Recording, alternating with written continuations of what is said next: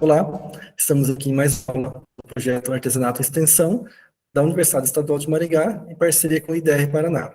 Meu nome é Anderson Teodoro e sou responsável pelo módulo Imagens, que a gente vai estar trabalhando um pouquinho mais técnicas hoje de imagens.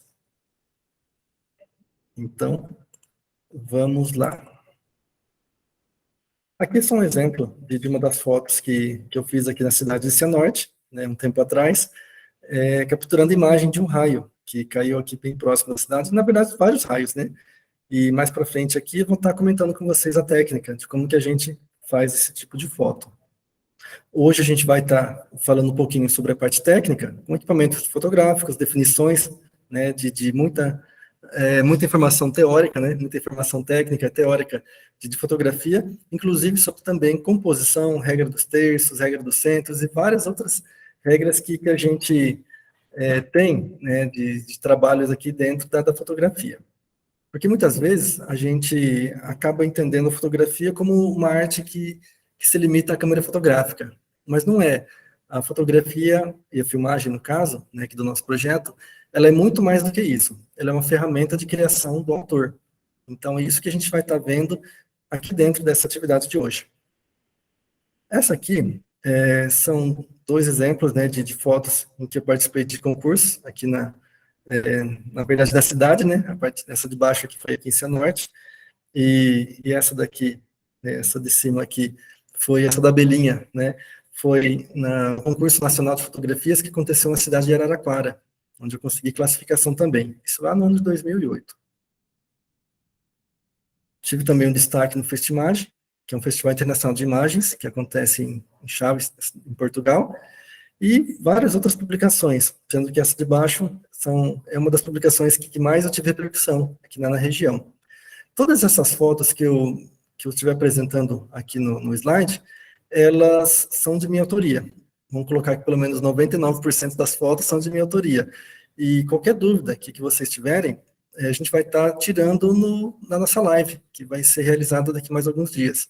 Então, assim, dúvidas sobre como foi feita, dúvidas sobre que equipamento utilizar, tá? A gente pode estar conversando mais profundo sobre isso na nossa live. E também, caso vocês queiram entrar em contato, os nossos contatos estão sempre abertos para esclarecer qualquer dúvida. Sobre câmeras fotográficas digitais. Eu estou limitando aqui alguns tipos que são as câmeras mais populares que a gente encontra no mercado. A Super Zoom, que é uma câmera que ainda muita gente tem, a característica principal dela é um zoom bem poderoso, onde permite você aproximar muito do objeto, né? Para quem gosta de fotografar aves, para quem gosta de repente, fotografar animais, ou então qualquer outra atividade, isso a longa distância, essa é a câmera bastante recomendada. As compactas, que hoje em dia estão saindo de linha, porque foram substituídas pelos celulares, né? De repente, muita gente se lembra que, um tempo atrás, era comum, todo mundo ter uma dessa na família, né? Para aquela foto do final de semana, para aquela foto de viagem, muita gente tinha das câmeras compactas. Câmeras profissionais, né? Que são as que hoje em dia muita gente trabalha profissionalmente, fotografando casamentos, outros eventos, que são câmeras que permitem com que o fotógrafo tenha mais liberdade de criação.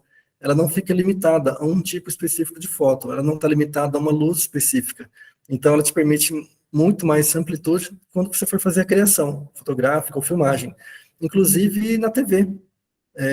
Muitas vezes, não são aquelas câmeras grandes que o pessoal, a gente sempre vê colocando ali nos ombros, né? Não são com essas câmeras que as imagens são feitas.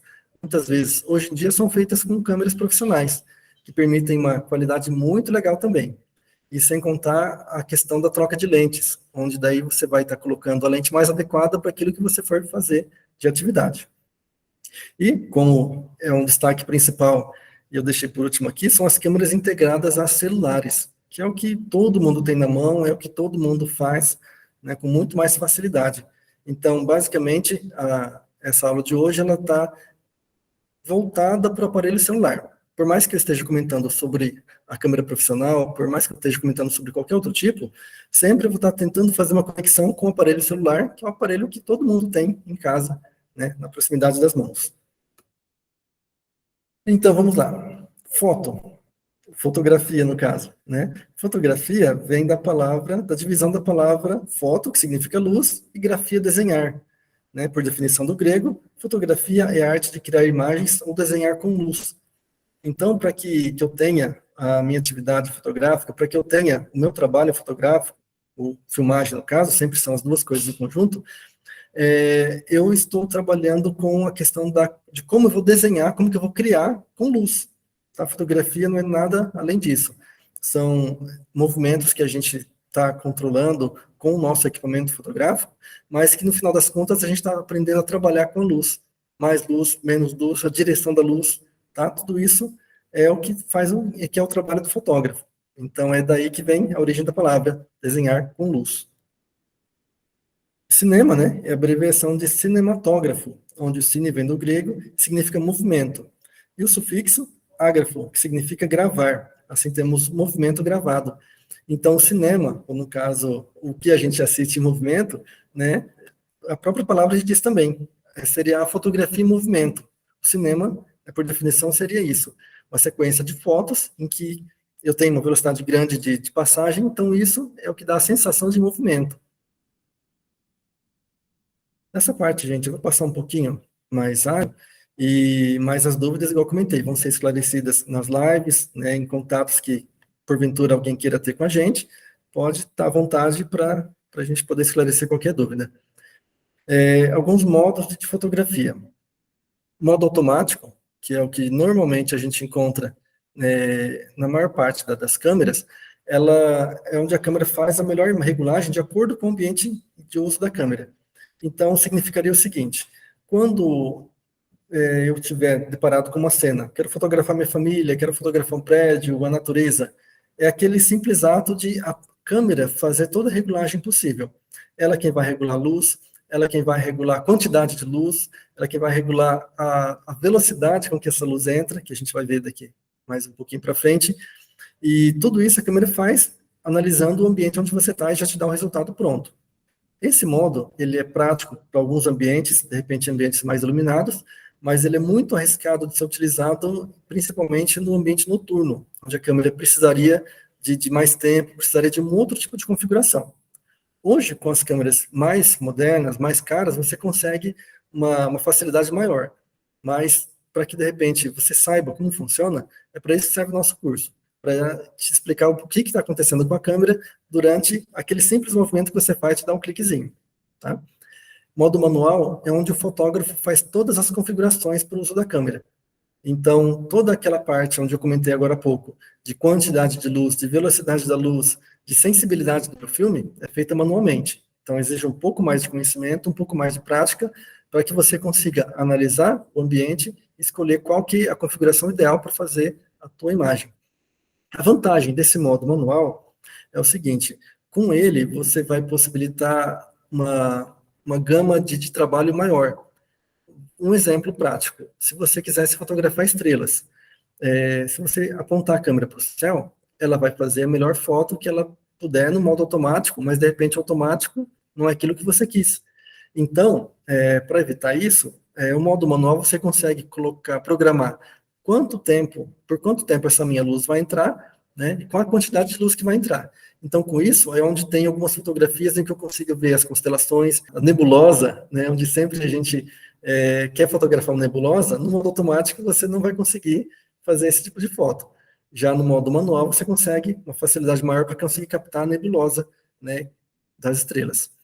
E modos pré-configurados, que é onde o fotógrafo informa alguns parâmetros e o restante a câmera é quem faz a captação. Nesse caso, um exemplo prático são as fotografias de esporte, onde o fotógrafo ele vai dizer para a câmera que ele quer fotografar um movimento rápido, uma corrida, né? E a câmera vai fazer qualquer regulagem restante. Então, ele só informou que ele quer uma corrida. Do mais, a câmera faz o resultado, né, parecer o mais próximo possível daquele congelamento do movimento, tá? Agora, os três itens que eu tinha comentado do modo manual, que é o obturador, o diafragma e o ISO.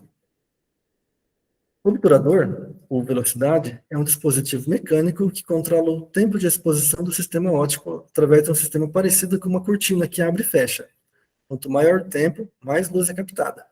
Um exemplo disso foi no vídeo passado, para quem não viu, de repente, dá uma olhadinha ali nas outras aulas, que vai ter uma noção mais legal de como que funciona isso na prática mesmo, né? Que na outra aula eu comentei na prática como funciona cada um dos equipamentos. Então, aqui, só dizendo que o obturador é essa parte que é uma janelinha que, como se fosse que abrisse e fechasse. Na verdade, é uma janela que abre e fecha, mas adaptada para o sistema óptico da câmera. O resultado prático disso, um exemplo aqui. Vocês estão vendo essa mangueira pingando em cima de um balde. Trabalhando no modo manual, principalmente com a questão da velocidade, no caso que eu usei 1 segundo dividido por 2.000, que é uma fração muito, muito rápida, eu consegui esse tipo de foto. Tá? Daqui do lado esquerdo a gente vê um pingo, né? Que um primeiro pingo tinha caído, subiu um pouco de água e o segundo pingo caindo, formando um desenho parecido com a letra I. E já na foto aqui da direita, um outro formato também, mas naquela mesma brincadeira, né? No caso ali da mangueira pingando na água. Então, assim, com uma velocidade muito rápida, e claro, com muita luz entrando, eu consegui captar esse movimento minúsculo, claro que uma lente também, uma lente macro, com esse movimento minúsculo do pinguinho caindo. Um outro exemplo, do mesmo dia, né, do mesmo trabalho fotográfico. E aqui, já um exemplo contrário. Nesse caso aqui, eu deixei uma exposição muito longa. Lembra que eu tinha comentado agora há pouquinho que era uma fraçãozinha de segundo. 1 segundo dividido por 2.000, uma coisa muito rápida. Já nessa foto, eu deixei 20 minutos de exposição. Com isso, eu peguei não só a imagem das estrelas, mas o movimento da Terra em relação às estrelas. Então, esse círculo que a gente vê em volta é o movimento da Terra em relação às estrelas, que dá essa sensação desse círculo gigante que acontece. E aquela manchinha azulada no meio da imagem é a nebulosa que eu tinha comentado agora há pouquinho. Aqui, um outro movimento de fotografia que eu fiz. Nesse caso, eu fotografei uma churrasqueira. Eu joguei um pouco de vento, na verdade, né? Vento dentro ali da brasa. Então, cada linha dessas que vocês têm iluminadas, cada linha dessa daqui é uma brasa que saiu da churrasqueira e foi voando, né? Foi pingando, muitas vezes no chão, muitas vezes alguns estão no ar. Tá? Mas uma brincadeira que eu fiz utilizando longo tempo de exposição. Nesse caso aqui, era em torno de 6 segundos, 5 a 6 segundos de exposição. Deu para fazer esse tipo de foto. Isso tudo para mostrar para vocês que é um item da câmera fotográfica profissional que a gente consegue fazer o controle e trabalhar com longo ou curto tempo de exposição. Já nessa parte aqui, a gente vai estar falando um pouquinho sobre abertura, que no primeiro caso eu comentei sobre a janelinha que abre e fecha, controlando a velocidade dessa janela, e nesse sistema eu estou controlando a quantidade de luz que vai entrar em cada vez que a janelinha abre. Então, assim, o diafragma, ou abertura, tem a função de controlar a quantidade de luz que passa através dela. Quanto mais aberto ele estiver, mais luz entra. Quanto mais fechado, menos luz entra. Então, um exemplo prático desse tipo de foto está aqui na sequência. Uma borboleta, né, uma florzinha, em primeiro plano, isso tudo ali bem nítido, e o fundo todo desfocado. Um outro exemplo de aplicação do diafragma é nessa foto noturna que eu fiz aqui na cidade de Cianorte também, na Igreja Matriz, uma cerimônia da missa de Páscoa. Então, nesse caso, toda a igreja, pode ver que as luzes estão apagadas, toda ela está sendo iluminada por velas. Então, para conseguir captar toda a igreja iluminada com as velas e ainda assim conseguir captar a imagem das pessoas, mesma coisa, o diafragma bem aberto, possibilitou entrar bastante luz e com isso possibilitou fazer a captação dessa imagem da igreja totalmente iluminada com velas. Tá, mas e o caso contrário? Se o meu diafragma estiver fechado? Aqui está na sequência um exemplo disso. Nesse caso, um diafragma fechado é o que acontece na maioria dos celulares. Então é o seguinte, ele fechadinho, eu não teria aquele fundo desfocado, mas eu teria muita nitidez. Se vocês perceberem, as pessoas aqui na frente estão nítidas, a cortina ao fundo nítida, a janela nítida, e eu consigo ver até o prédio lá no fundo, que é uma distância bem grande, eu consigo ver ele com nitidez. Isso porque, no caso, meu diafragma estava bem fechado, tá? Que é o que acontece nos celulares. Então, muitas vezes a gente vê as fotos feitas com celulares, a gente vê uma nitidez grande. Isso é porque o diafragma do celular ele é tão pequenininho que, por si só, ele vai possibilitar essa nitidez. Então, por um lado, é uma vantagem, e por outro lado também pode ser uma consequência do diafragma dos celulares, te permite bastante nitidez. Olha um exemplo que eu peguei da internet aqui. Uma foto bem famosa, um selfie bem famoso, né, com vários atores hollywoodianos durante a premiação do Oscar, onde todos eles estão nítidos, né? A pessoa do primeiro plano, aqui está mais para trás um pouquinho, fundo, todo mundo com nitidez. Se vocês perceberem, um e o outro ali está com um pouquinho de desfoque. Isso porque ele se movimentou. Isso porque, de repente, o ISO da câmera ele estava incorreto para esse momento. Mas o celular foi programado para te dar o máximo de nitidez possível, porque é próprio da configuração da câmera dele. Outro exemplo, eu e a minha esposa fazendo um selfie, né, com algum morro, uma montanha atrás.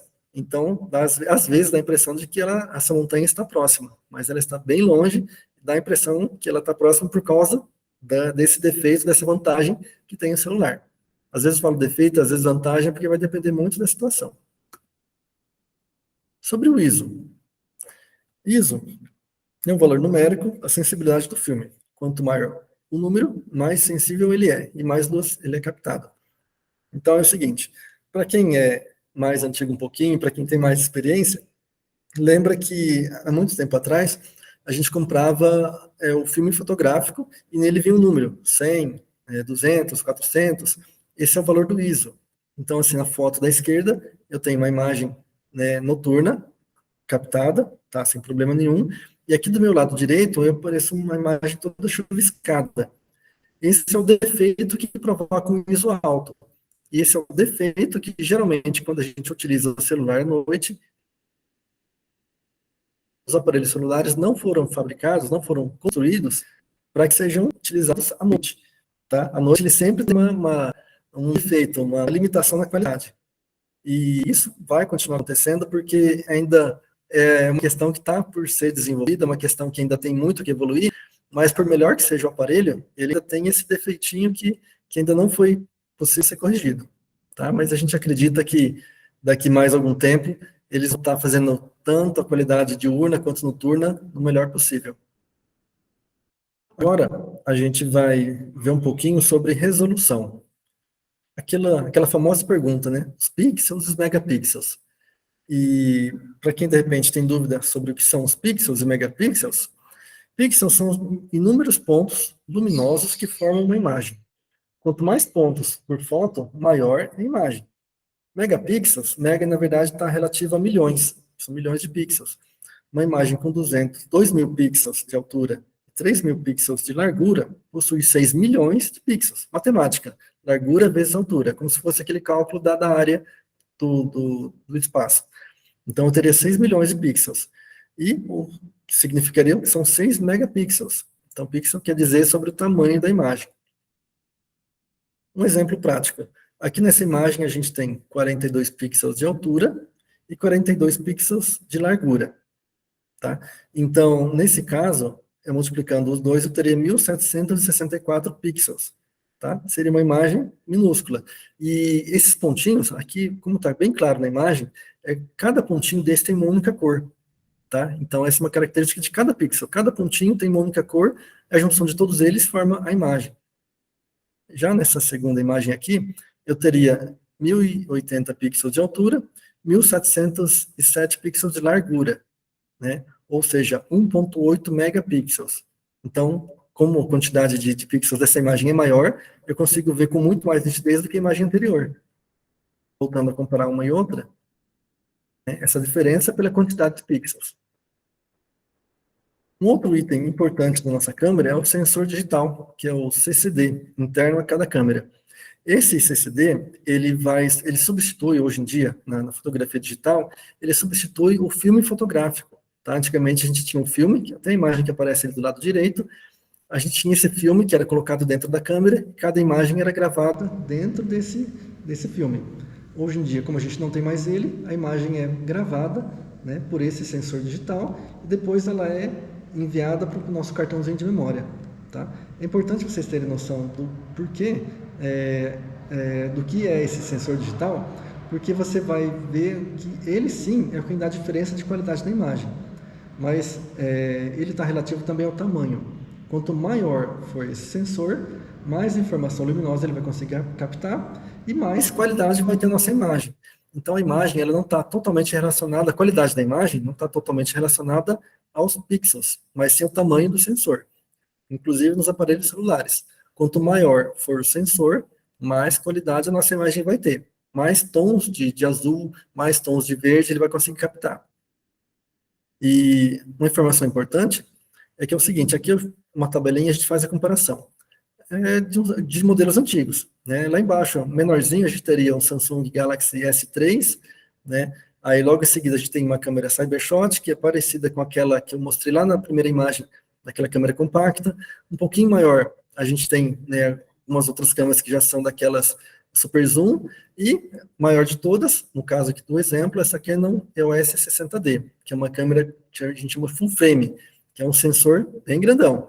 Então, assim, essa câmera full frame, ela teria uma qualidade de imagem muito melhor do que aquele celular S3 que eu comentei ali no começo, porque o tamanho do sensor é maior. Uma pesquisa que vocês podem fazer, que de repente vai ajudar bastante, é quando vocês tiverem dúvidas sobre qual a qualidade qual a melhor qualidade de imagem que meu celular vai possibilitar. Se vocês fazerem a pesquisa rápida mesmo na internet, colocarem tamanho de sensor, os celulares que tiverem maiores sensores são os que sim têm mais qualidade de imagem, tá? Então, não vão se enganar, de repente, pela quantidade de pixels, mas a qualidade da imagem está pelo tamanho físico do sensor de imagem. Essa é uma informação importante para quem, de repente, estiver comprando o celular e que tenha, né, a intenção de fazer imagens assim com mais qualidade, tá? Bom, com isso a gente encerra essa parte aqui da disciplina e espero que vocês tenham percebido o quanto que de matemática tem na fotografia, o quanto ela exige concentração, o quanto ela exige estudo, porque a parte criativa, que é o que a gente vai ver na sequência, ela é mais livre, mais aberta. Mas para que toda essa parte faça sentido, não tinha como eu deixar de falar para vocês como funciona a técnica da fotografia, como funciona essa parte de equipamentos, de sensores, de conexões, né? Essa parte aqui que, de repente, seja um pouco mais pesada. Mas eu espero que vocês estejam aqui para que a gente veja a continuação de tudo isso. Tá bom? Até breve e um grande abraço a todos.